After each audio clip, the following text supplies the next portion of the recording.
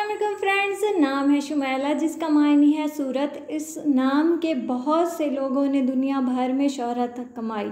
नाम है रिजवाना। रिजवाना नाम के मायने है खूबसूरत, जन्नत की मुहाफिज, बहुत ही खूबसूरत सा नाम। नाम है रिहाना जिसका मायने है जन्नत का खुशबूदार फूल।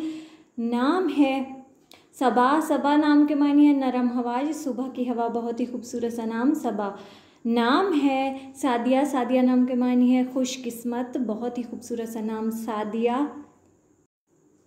नाम है रिदा जिसका मतलब है क़यानत और खुदा की अतात की हालत। नाम है राबिया। राबिया नाम के मतलब है हल्का बादल, बहुत ही खूबसूरत सा नाम राबिया।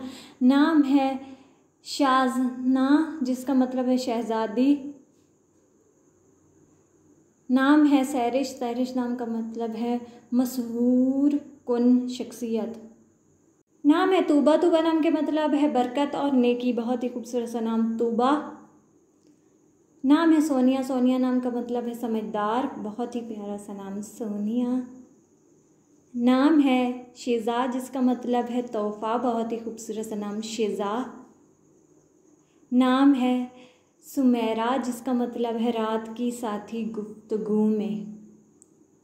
नाम है रमशा जिसका मतलब है खूबसूरत फूल।